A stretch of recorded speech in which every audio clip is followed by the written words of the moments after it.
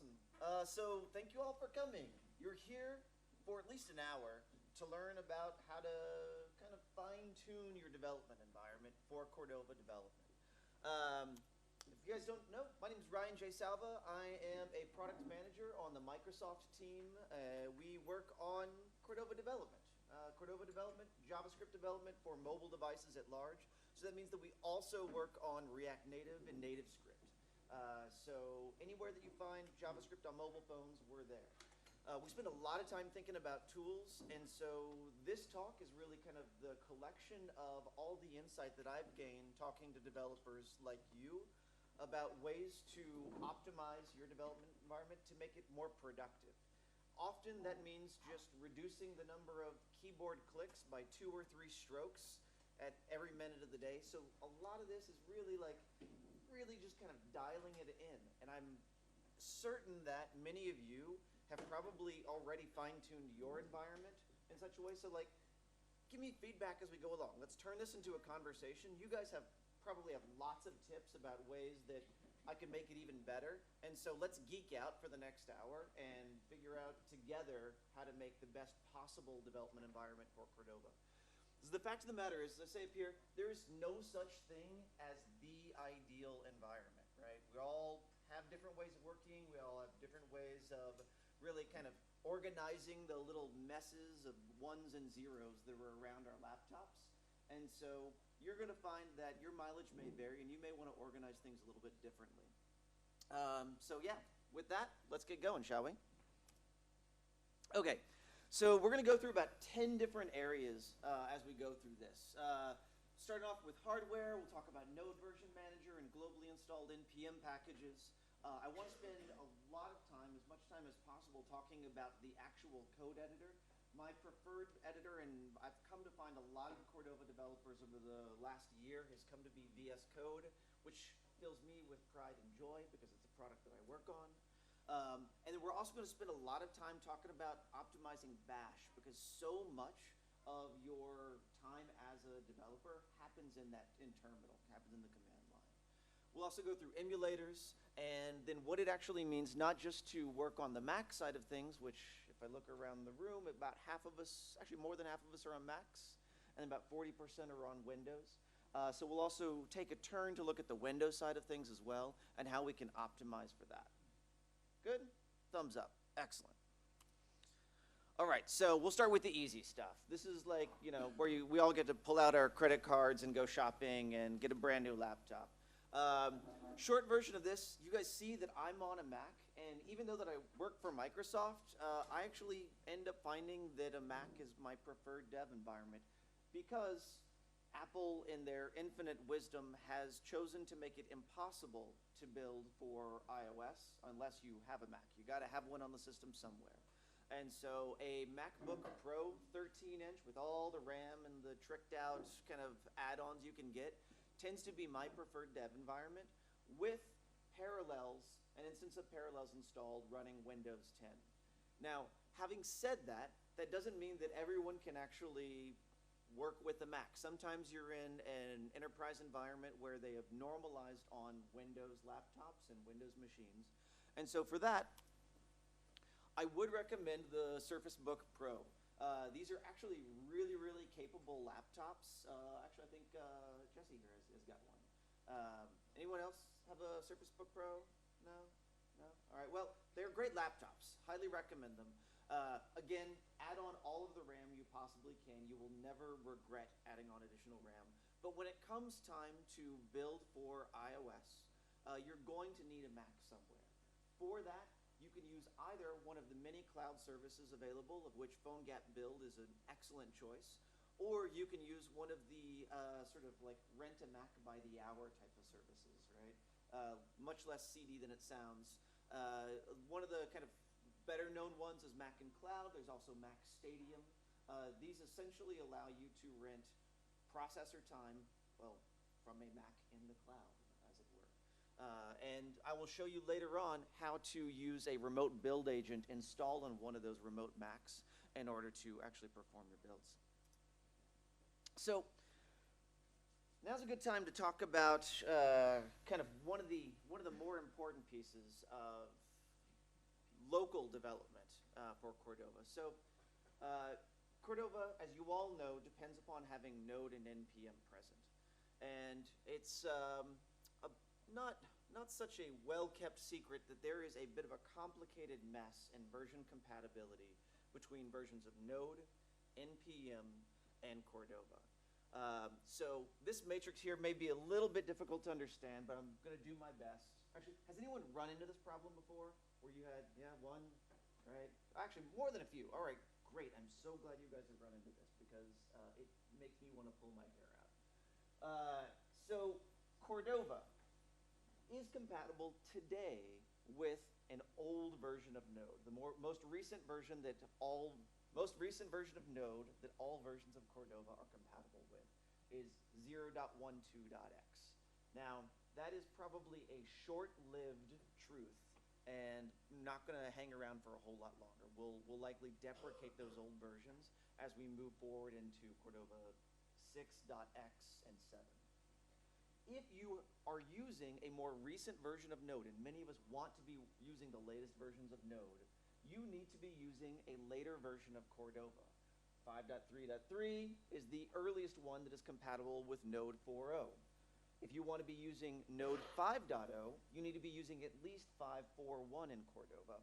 And Node 6 on the side, there's no version of Cordova today that is compatible with Node 6, which is go on the path to be the next long-term stable version of Node.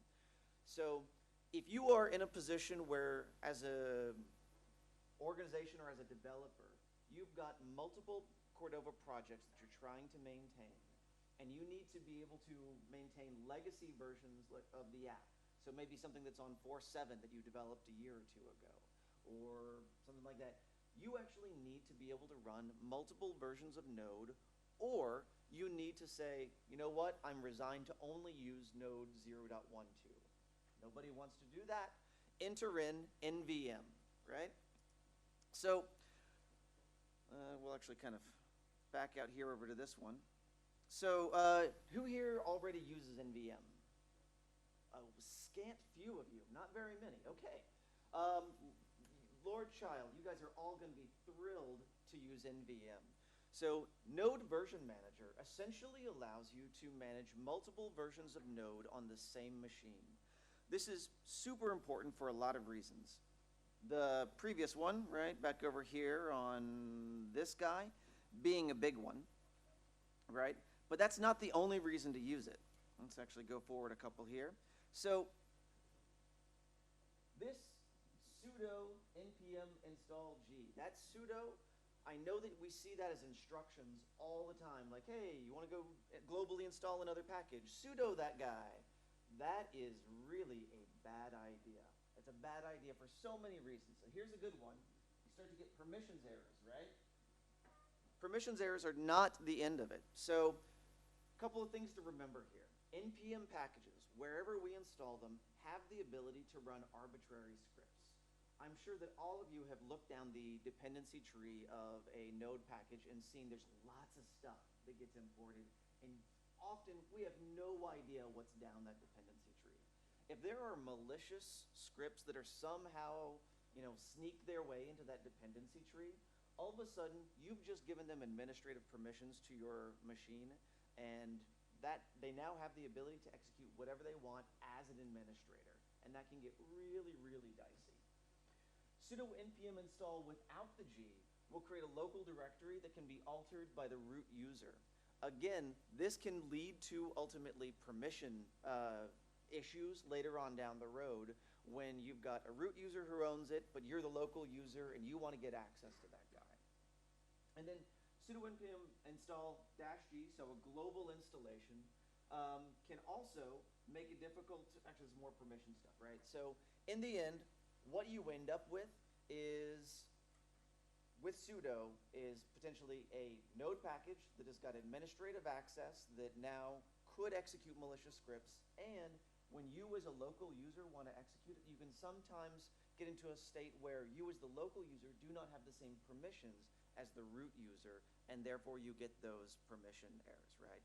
So what NVM does is it essentially allows you to manage multiple versions of Node, and it installs all of those versions of Node as a local user. Instead of installing it as the root administrator, it's going to install it in your local user directory. So you can see this. I'll kind of prove it to you for a second by coming over here to my thing here. I'm going to say npm use system. Okay, cool. So now, can everyone see that? Is that legible? Good? Yeah? All right. Just let me know if at any time you guys can't read pieces of it. So at this point, I am using the system root version of Node. And from here, I can say, let's see here, npm lsg depth equals 0. Okay, cool. So what I want you to pay attention to, is that right there, that user local lib. This means that I am now working inside of a root directory that is owned by the root administrator. Now, I'm going to switch over to using nvm that has been installed in one of my local directories. So nvm use, I'll call it, I've got a default one, right? So now, when I execute that same thing, now you can see all of my local or global packages for this particular instance of Node, right? And notice here, it's telling me where all those npm packages are installed. Notice that those are installed in my local user directory, right? And so now I've got the same kind of permissions as my local user as I would anywhere else. Like all my packages are installed as my local user, and I'm not likely to get those permission errors. Likewise, because it's as my local user, it no longer has full root administrator access, and so any kind of malicious code that gets kind of executed will only have the same permissions as my local user, and therefore not be able to wreak havoc on my system.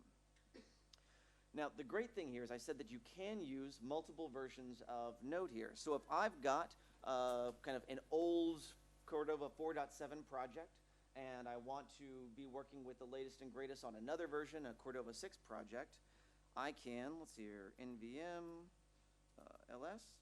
So these are the versions that I've already installed. You see that I've got 0.10 installed, version 4.4.2 installed, version 4.4.4, version 6.1.0. At any point, as I'm working with a different project, I can just say nvm use v6.1.0. And now I've switched over to using that different version of Node. And the even better thing here is that when I want to install new versions of Node, from an npm Node compatibility standpoint, Node Version Manager already does the work to pick the version of npm that's compatible with the version of Node that I'm installing. And I can install any version that I want to here. So we'll do nvm list remote. Those are all the different versions of Node that I can choose from. All right, so now we know that nvm is our friend. We want to start with that. I recommend all of you, I'm not going to ask you to, like, right now type that out. In fact, if all of us tried to install all the sort of different application sets that we go through over the next hour, we would totally wreck the bandwidth. So I will publish all of this. Actually, it's already published in a blog post that you guys can go and consume and kind of tweak out your machines later on. But once you've got that guy installed, my recommendation, if you're working with any of the more modern versions of Cordova, is to settle on version 4.4.4. Once you've settled on Node version 4.4.4, back in NVM, you're going to want to alias that as your default, so that every time you start up terminal, it uses version 4.4.4 in your local directory as the default. Make sense? Yeah? Excellent. All right. Cool. All right. So now that we've got NVM installed, we're all using version 4.4.4, long-term stable. Let's start installing some NPM packages. All right, some of these are going to be completely obvious. Cordova, because it's a Cordova dev environment. Let's install that globally. Ionic. Okay, Ionic is a pretty good framework. A lot of us use it, provides good UI. Let's install that one globally as well. Code Push CLI. You guys are missing a fantastic presentation in the next room over there, where Evan Evan from Wrangle.io was talking about Code Push. Code Push is a utility that essentially allows you to deploy updates without resubmitting to the App Store. So it is similar in character to something like PhoneGap Content Sync or to Ionic Deploy. Code Push just happens to be my preferred version because, well, frankly, it comes out of my team. And the CLI on it is actually really, really elegant. And it's free. Typescript. So Typescript also happens to come out of my team, but it's ubiquitous really throughout JavaScript frameworks these days. As most of you know, I'm sure, Angular 2 and Ionic 2 take a dependency on Typescript. And like the way that I think about it is that TypeScript is essentially just bringing the future features of JavaScript to today. Its job is to bring ES future to browser support today. Gulp. All right. It's a little bit old school at this point. Some kids like their broccoli these days. Some kids like their Webpack and their Browserify. I find that Gulp is just simple enough to manage my build pipeline that I still depend upon it, and it's included by default in a lot of frameworks still, Ionic included. Remote build. I talked earlier about being able to connect to a remote Mac from your Windows machine, and remote build is the build agent that enables that.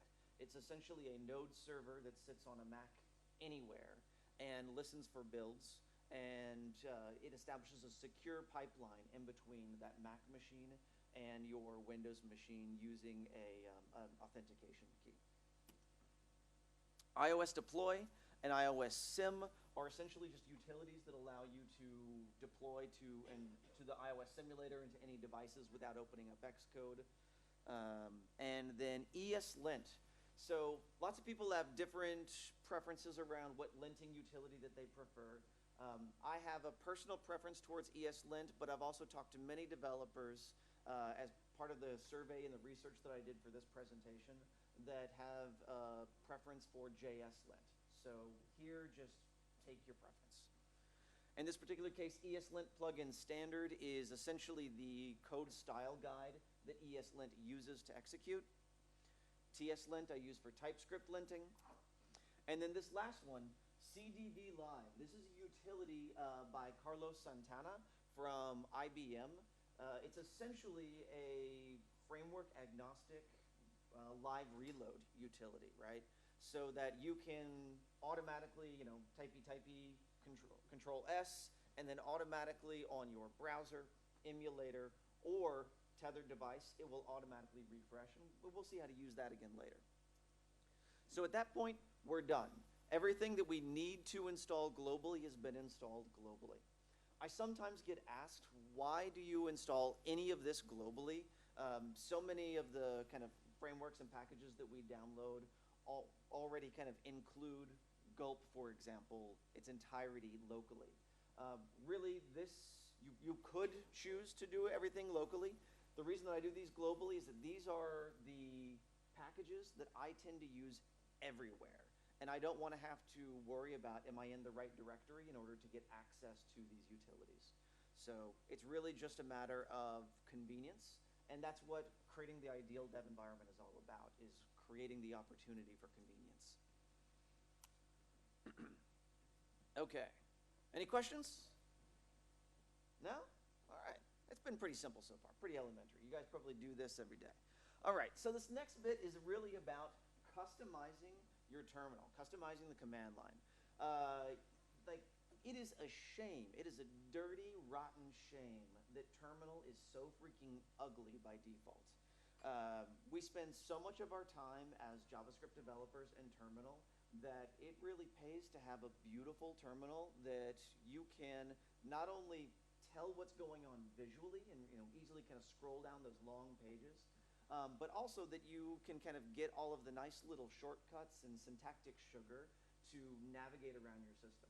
So for this, I've actually created a GitHub repo with all of my bash customizations, and I'm going to spend a little while walking you through them so that you understand a little bit about how that's put together and what I can do with it. All right, so let's see here. Let's head on over here to, let's see here, cd code bash code dot. All right. So these are all the same files that you would find there on GitHub, and I'm going to kind of walk you through how this is basically put together. Again, is the font size big enough? Everyone good? Legible? All right. Excellent. All right. So my bash profile itself. Does everyone know here how bash profiles work in the first place? A little bit of okay. All right. So your bash profile file is essentially a dot file that lives in the root of your user local directory, and it gets executed every time terminal starts up. So when you go, command space terminal, and then you get to this guy, that bash profile is what says, hey, here's how to do my command prompt. Here's how to display all this stuff down here. Here's how to do colorization within my bash profile. Here's how to create a bunch of shortcuts at my terminal so that I don't have to type out long commands every time, right? So it's essentially a way of tricking out your dev environment so that you can work more efficiently. You can find it, if you want to, by, let's see here, in fact, let's see, if I go to, if you go to cd, so tilde whack, actually I'll do code tilde whack dot bash underscore profile, right? And in my case, that will open it up in my favorite code editor, VS Code, right? You can do the same thing if you've got a Sublime shortcut, or you can open Notepad or wherever. So now you're looking at my local version rather than the one that's in the GitHub directory that I created. So when that bash profile file loads up, here's what I'm saying. Source basically just means load into, and then I've broken it up into about, 7 or 8 different files. And each one of these files provides a bunch of syntactic sugar to make my terminal more awesome. So we're going to actually walk through a couple of these here. So path, that's the first one that gets loaded up. I'll actually, let's make this PowerShell, right? Just so we get syntax highlighted here. So here what I'm doing is I'm establishing the paths for all of my SDKs and my versions of Node and NPM and that kind of thing. So I'm loading in Android, home, I'm loading in my local bin, my local path, and then I've got to my Node modules here as well, right? And so all this is doing is saying anytime that you're looking for Node modules or you're looking for Android, look in this order into these different directories rather than having to have it written out explicitly in full every time. All right, so that's path. Let's see here. Next, prompt. Oh, wow, this is my favorite one. This makes me so happy. Prompt. Again, I'll do it as PowerShell here, so we get syntax highlighting. All right, great. So prompt gives me this. So first, it tells me what directory I'm in. Then it tells me what version of Node I'm using. Remember, super important, because if I'm using Node Version Manager, I could be using a different version of Node at any time. And that version of Node could or could not be compatible with the current version of Cordova that I'm using. So I want to display that Node version in there. Then I also, if I'm using Git for my source control, as I want to do, I also want to know which branch I'm in so that I don't inadvertently make changes to the master branch and break the build or whatever, right? So this is the customization to my prompt. It basically works like this. Here I'm defining a bunch of different colors that I can use later on. Then here in my prompt, I'm basically going out there and I'm getting the version of Node that I'm using. Then I'm getting the Git branch that I'm in. And then I'm printing that out using different colors. And then, for a little bit of extra rock and roll, I'm putting in an emoji so that I get a awesome lightning bolt every time I'm at the beginning of my my thing. Because, hey, if you can't have fun, yeah. I do not have it configured to do that today.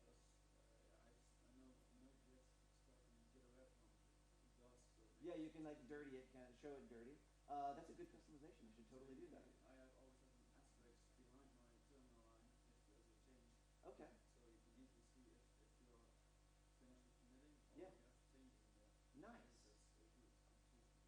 that's a good one. All right, so I will add that one in there. I like that tip. Yeah, everyone, again, speak up if you've got good ideas. Like, we can make this more ideal. We can make it better. All right, so that's my prompt. Relatively simple, and you guys are free to download it, customize it, tweak it to your heart's content, and maybe by tomorrow I'll have the asterisk in there if it's dirty. All right, next. Bash profile, what is next here? Finder. Oh, this is a treasure trove of shortcuts. I am not going to walk through all of these because it would take a very long time. But the short version of it is this. So in Bash, an alias is essentially a shortcut. And so I've created a bunch of shortcuts here so that I don't have to type out the full command or remember the full command every time. Instead, I can just have to remember 2 or 3 letters, type those out, and that allows me to move around pretty quickly.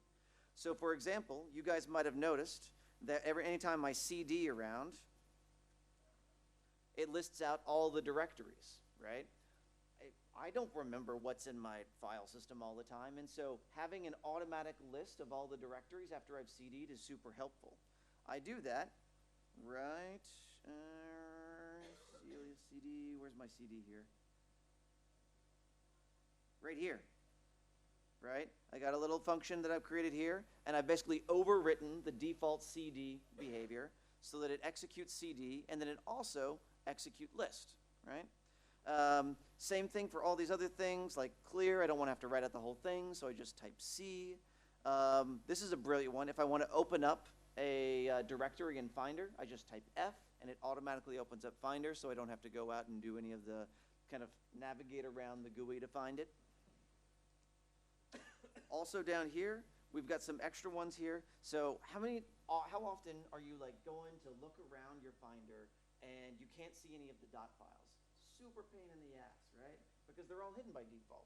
Well, so show files and hide files essentially takes care of that for me. So now I can say, so we'll just go to Finder here. Yoink.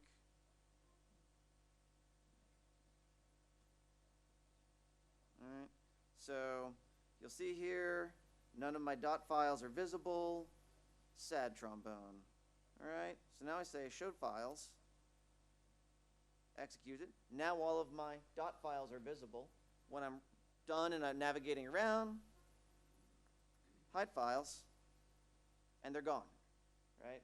So super helpful when you're trying to navigate around your Finder and can't necessarily get to all of the dot files that you want to. All right, so there's lots and lots of good ones in there. Trash, also a good one if you just want to trash a directory. And even utilities for doing things like working with zip files and tar files if I want to extract and compress those. Let's see here. I'm going to go through a few more. So network, again, this is just basically stuff for flushing DNS, finding my local IP address, that kind of thing. Processes, this is things for finding out memory hogs or what processes are running and killing them directly from my terminal. NVM is required by NVM. This is essentially what hijacks the default version of Node and substitutes in NVM instead. Ruby, this is basically, Ruby Env is the Ruby equivalent of NVM for Ruby, right? Cordova, all right, this is a good one. So this little gem here is actually from the Apache Cordova open source project. What this does is this gives me autocomplete at the terminal for commands. So if I actually come back over here, I'll clear this. I will cd to a directory that I know has stuff in it. So now, if I want to say tab, and I tab twice, I get a list of the options that I have on that one, right? Add. What can I do there, right? So it's essentially inline help at my terminal for common Cordova commands. Really, really helpful and easy to just kind of suck down and get. Actually, I need to submit a pull request because I made a couple of modifications to this version of that file that aren't yet in the Apache Cordova repo. So that's a project for this afternoon, I guess. All right, so all of these add up cumulatively to a much more productive terminal that looks better and makes it easier for me to navigate around my machine. Are there any other ones that I forgot? No, I think we've been through all of them. So I, again, encourage you to go out, fork my repo, use it, customize it. You'll find lots of goodies in there, and, you know, add your own aliases. Add your own little quirks and tricks and shortcuts so that your fingers don't have to remember so many letters every time you're trying to navigate around. All right. Cool. All right. Let's talk about code editors. This is a fun one. So Visual Studio Code, for those of you that aren't already using it, is a cross-platform code editor by the Visual Studio team. When I say cross-platform, I mean that it runs on Mac OS X, Linux, or Windows. It is essentially based upon Electron. Actually, it's a fork of Electron and Atom, more specifically, on top of it. Although a lot of customizations and performance optimizations have been made to make code, in my opinion, actually a lot more productive and a lot better. So let's actually see how we can use it with a Cordova project.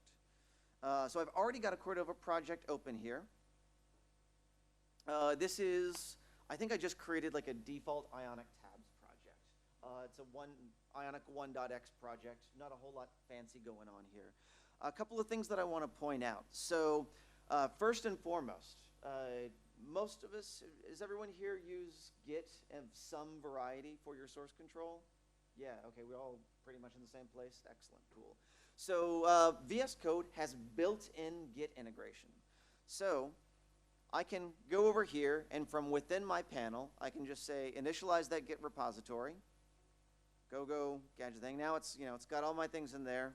Hopefully I created a good default git ignore file. Let's make sure. Yep, all right, we're gonna add one more. .vs code, whack. I'm going to exclude my VS Code file. So the .vs code directory is essentially an editor-specific directory that provides instructions for VS Code on how to treat this project. For example, launch and deploy targets and that kind of thing, which I'll walk you through in just a moment. But you probably don't want to include it in your Git repo, so add that to git ignore as an ignore. So I've already, over here, created, all right, cool. Let me just actually just copy this. Yoink. Terminal. IO, good. All right, so I've added my origin on here. I already initialized it in VS Code. So now I should be able to do my first commit. Lord help us, I hope that the internet is good enough to handle this. And I can do everything that I would normally do from the command line now directly from within VS Code itself, which, again, I spend a lot of time customizing the command line. But you know what? If I can manage Git from within the code editor itself, that's going to save me a lot of time context switching between the two. So let's see if everything got up there. Yep, cool. All right, so everything's up, and I've got it in there. Now from here, I said that I could do everything that I would normally do within the terminal within VS Code, and I didn't lie about that. There's actually a lot that I can do here. So for example, if I want to create a new branch, I hit Command P, git branch, and I'll create a dev branch here. And you see, it tells me right there, div create dev branch. And I'll just do exactly that. All right, so now you can see that down here, I am in the dev branch. It tells me which branch I'm in there.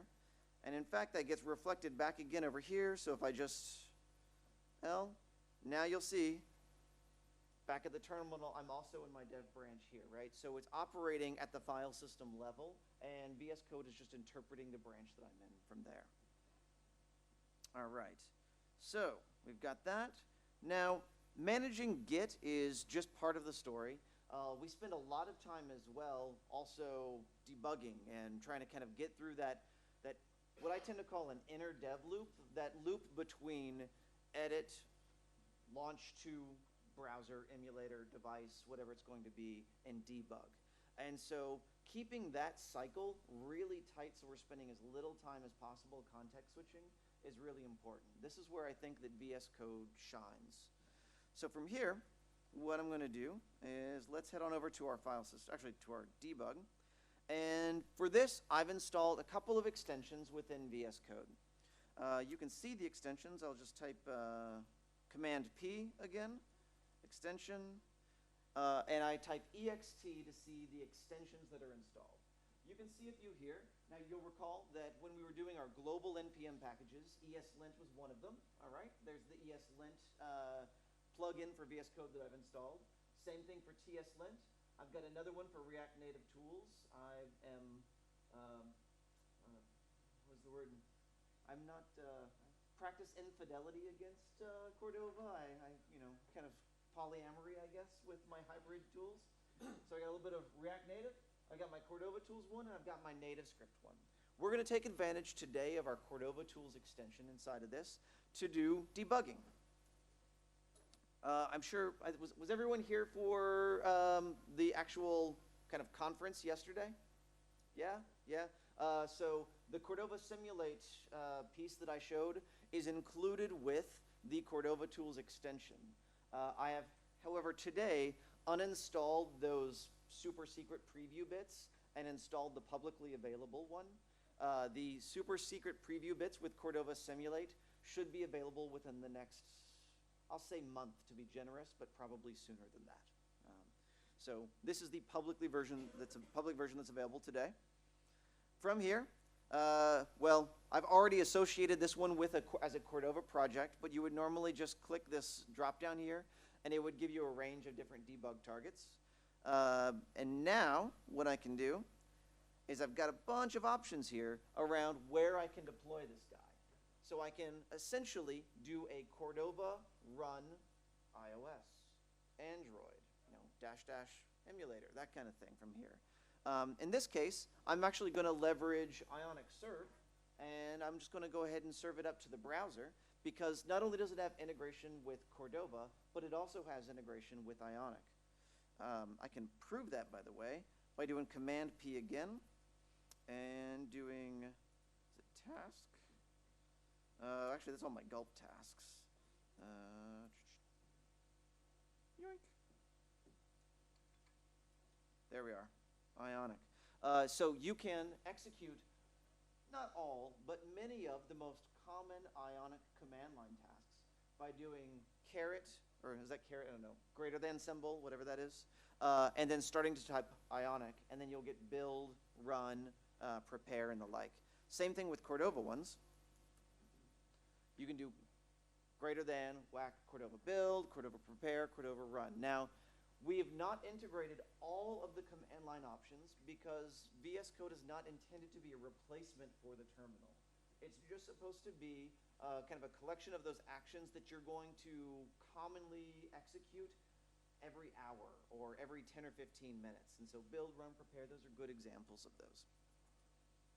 Let's get back here. Let's launch this guy. And back here is going to open up. Oops, hasn't loaded up yet.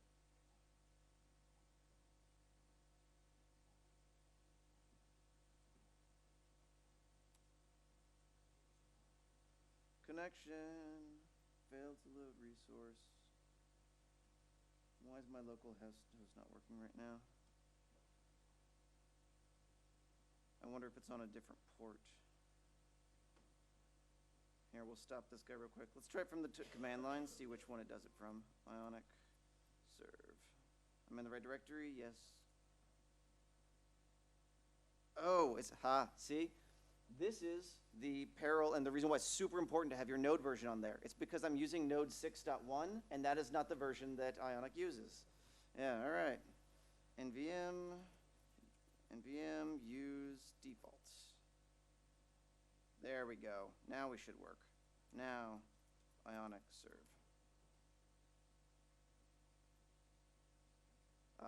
It's at port 8100. All right. So we'll close that guy. Let's queue out of there. Head back over to here. Let's try launching this guy one more time. Now, Yes, excellent. All right. So now we're in there. We've got Ionic Serve up and running. And as I'm sure most of you know, you've already got live reload built into that. So we can come back in here, go to our dashboard here, Amsterdam, Control S, and then back over here. It refreshes for us automatically without having to do anything. Now, that's no extraordinary magic, just depending upon kind of what Ionic already does today. But if you're not using an Ionic project, you might want to take advantage of live reloads still, and this is where that CDV live really kind of comes into play. So that's the NPM package that we installed earlier. Everyone remember that? Yeah? Okay. So let's do a CDV live. So I'm going to stop debugging off of that guy. I'm going to go back to my terminal here. I'm going to do CDV. I'm trying to see if I've got it saved in here. Okay, don't need to go that far through it. CDV live iOS. All right. At this point, it may take a second to build here.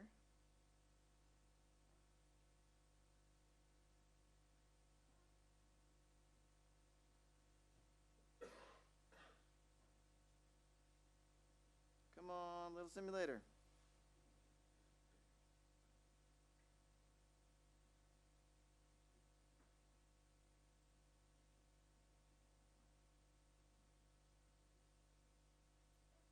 Is it going to launch?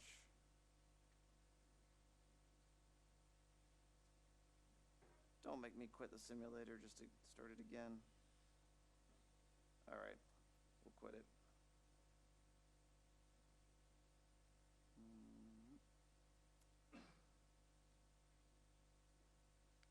All right, eventually this simulator will start up.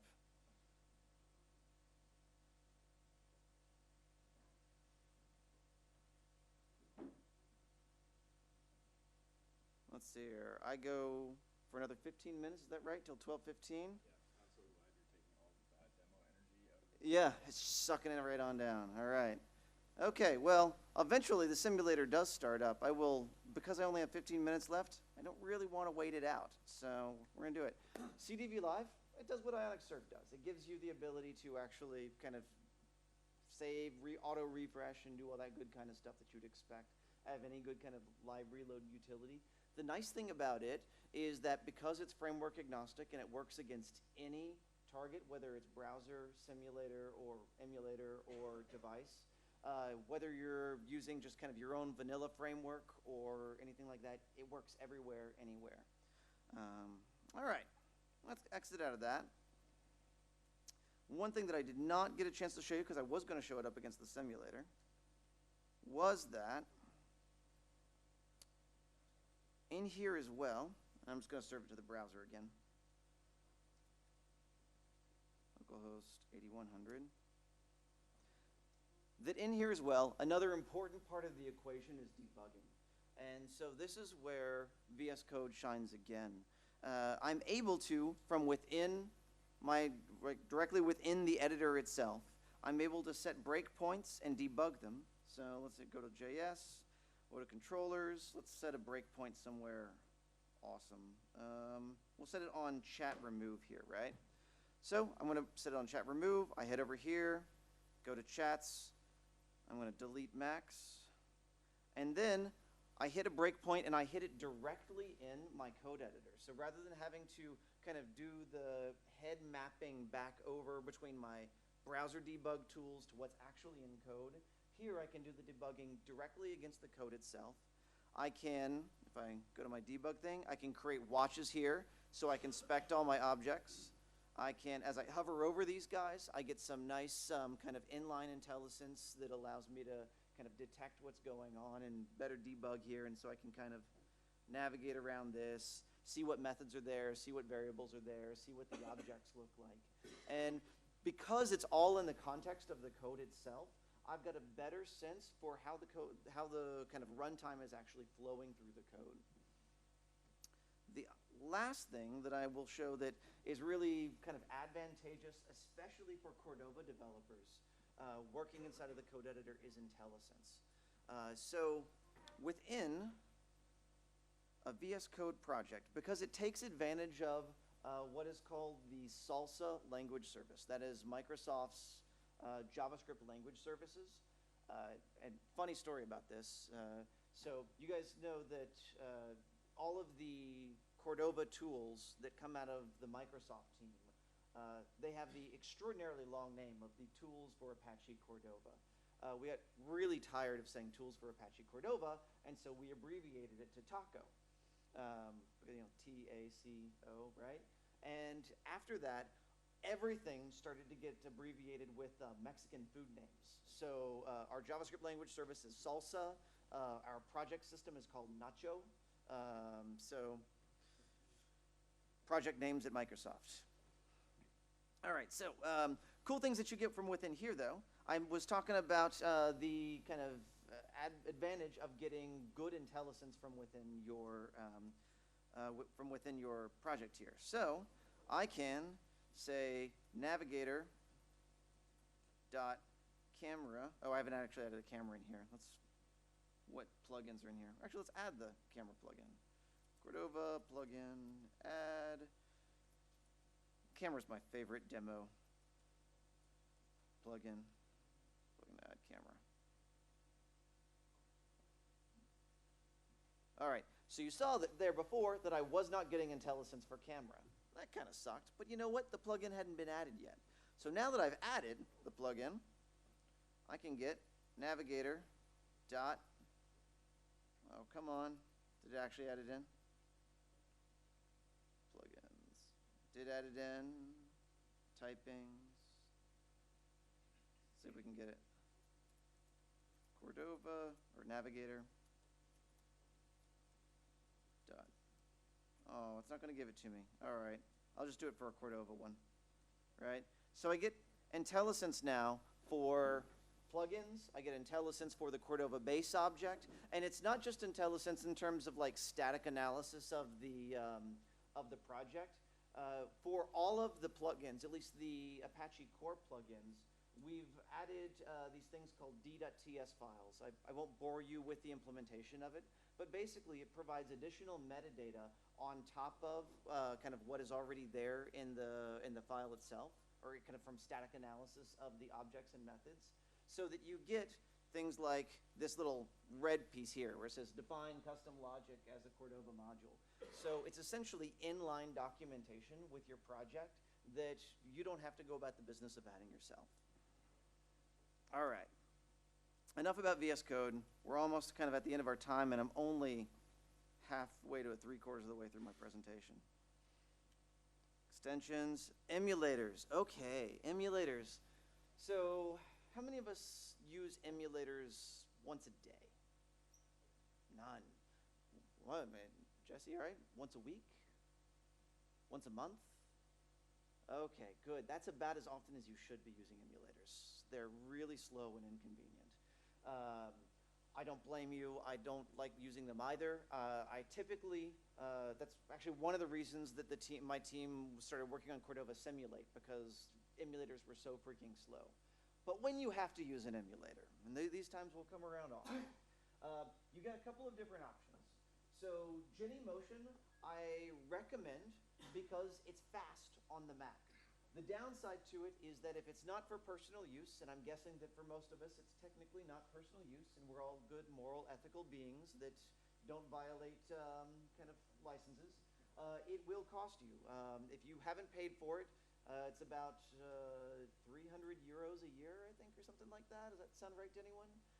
The personal use one is free, but it is just for that, personal use. If you do not want to fork over the money and you want to remain an ethical being, then the Google SDK with Haxum enabled is essential. It's that extra bit there, that with Haxum enabled, that's really, really important. This is a multi-step process, and so in the next 7 minutes that we have, I'm not going to walk you through it. The good news is that I have documented this for you on a very, very comprehensive blog post. And so I will give you that blog post at the end. It walks you through all the steps. It is a multi-step process and isn't obvious what you have to do there. So if you want a speedy emulator on the Mac side of things, use that.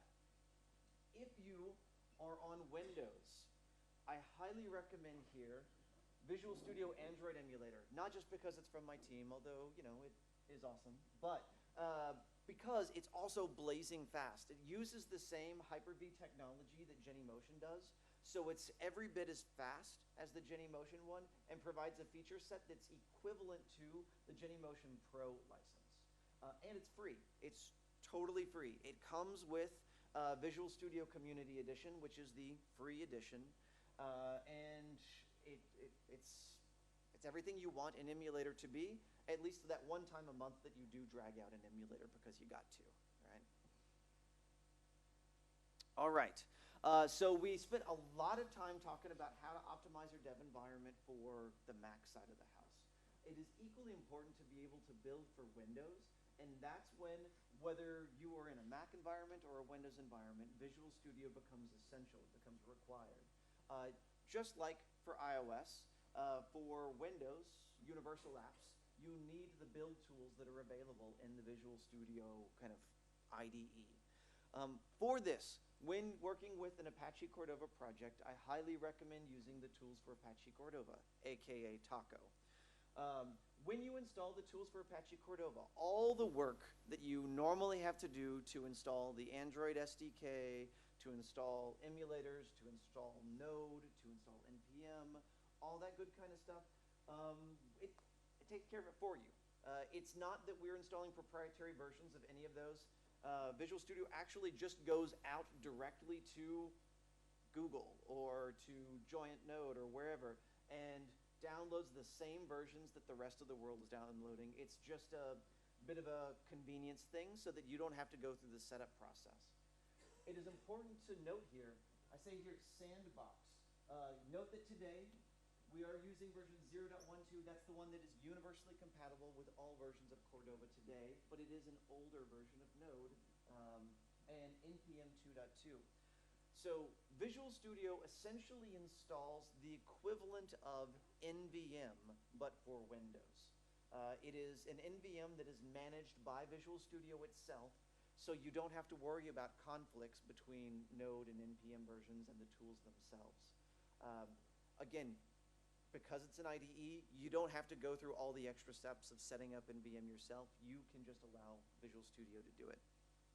If, for some reason, you do not want to use the Node 0.12 or NPM 2.2 that is managed by Visual Studio, you can override it. So I'm actually going to go over here to, let's exit out of this. This resolution is terrible for any kind of IDE, so it doesn't usually feel quite this crowded. But if you want to override it and you want to use the globally installed version of Node, Tools, Options, and then from within here, you can, right here. So if you just search for Cordova or you select Tools for Apache Cordova, see there's a check mark right there for use the sandbox version of Node.js. Just uncheck that and it will automatically default to whatever version of Node and NPM is installed globally for you. Make sense? Yeah, it's an easy concept, not too difficult. Let's see here. So I promised earlier on that we would talk about remote build and how kind of development actually happens on the Windows side of things. So for that, we do need to go back over here. Remote build for iOS depends upon that remote build agent to run. So recall that I've already installed globally npm install-g remote build. What I'm going to do now is I'm going to start up that remote build agent. And because I like to live life a little wild, I'm going to start it in unsecure mode. Insecure would be the wrong kind of secure. In unsecure mode, right? So it's that secure false down at the bottom that's going to do it. At this point, I've started up a build agent that allows iOS and or kind of Xcode to listen in for iOS build requests that are coming from my Windows machine. At that point, I need to tell right here. So under options, I need to tell Visual Studio where to go to send that package across the wire. It so happens that my machine name is Godzilla, so I'm just telling it to go to the local machine, but you could just as easily give it an IP address, a host name, anywhere on the internet, because I don't need to go out to a Mac in the cloud or on the network anywhere, and I'm just going onto the other side of the same machine. I'm going to give it my machine name. I tell it to listen to port 3000, again configurable, and secure mode false. At this point, everything is connected, and from here, I can debug to iOS, launching to simulator. You guys think it'll actually launch in time? Thank you, sir. They're about to play the music to walk me off the stage, so. All right, let's see here. Remote build, please view it. You want to server. It's going to tell me I've got to restart this guy. All right, so because it is telling me I've got to restart this guy and I've only got 5 minutes left, I'm not going to go restart him. But that's how you set up remote build, is essentially start your remote build agent in Visual Studio, tell it the location of that agent, its IP address, its host name, whatever. And then from that point, you've established either an unsecure or a secure connection via an authentication key back between them. You can also, if you've got a project that is already open, created at the command line somewhere, to open that up inside of Visual Studio. In fact, I will do that here. I'm going to close this solution. File, open, from file. Oh, actually, wait. I want file, open, project solution. It's going to be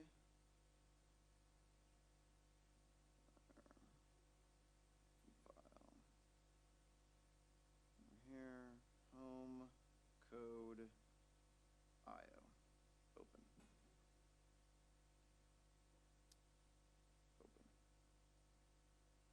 Opening it up is as simple as coming to the directory and just opening it up in there. So even though it's a managed IDE, it still ends up, because the tools for Apache Cordova specifically are managed just like a Cordova project anywhere. It's based upon the file system rather than an abstraction layer inside of it. So for those of you that may be accustomed to working inside of Visual Studio for other project types, C# and the like, the Cordova projects are unique in that they are file system based, which is very similar to, if anyone follows that kind of news, any code that was released this last year at Build, it uses that same kind of file system. All right, given that we're in their last 3 minutes or so, I am going to open it up for questions. I want to make sure that we've got a chance to geek out. Other people have got opportunities to tell me about where I can do things better. Any of that? Thoughts? Overwhelmed? Yeah. I've got a device library where I work. Yeah. Quite a lot of devices all connected to one machine, so when you're doing the aliasing stuff, you could target specific devices. So you can just say like iPhone and it deploys to PlayStation. Nice. So So what's the configuration? How you do it? You can do AP devices, and that lists the ID of the actual device itself. Yep. So you do Cordova run iOS or Android, you can provide the ID and then target parameter. Okay. So you can specifically target devices that you're more connected. Cool. You can run it from top of a studio device. I like that. Now, does that require any kind of customization to your bash, or? It's just everything in the bash. You can pop that bash over. Okay. Can I ask you to submit a pull request to my repo? Yeah, I've got a blog post on it. Oh, well, yeah, send a blog post. But let's get it integrated into the thing so that everyone can benefit. That's awesome. That's great. Cool. Any other tips, like things you guys do? Okay, no one has spent time customizing their dev environment. Really? I work in WebStorm. I've got several presets to target different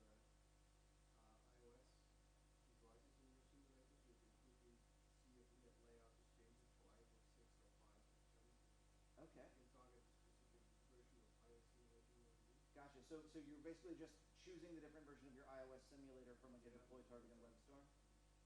Nice. And there's also Cordova bumps, sort of build class to easily bump or patch for minor and major versions. Mm. Bump your version, just because it's in config XML or package.json or your bower. That's a good one. That's a nice one. Yeah, I've got another tutorial on my blog that's about using Gulp to essentially switch out your configs based upon your branch or your deploy target. But that's a good one because I don't in my Gulp kind of script have anything to bump the version number, which is like essential. That's a good one as well. I like that. All right, cool. Well, I think we're here at the end. So if anyone wants to geek out some more and talk about optimizations, come find me. If you want to contribute to the GitHub repo and help us all like create the most awesome dev environment possible, it is back here at RyanJSalva/bash. That's where that guy is at.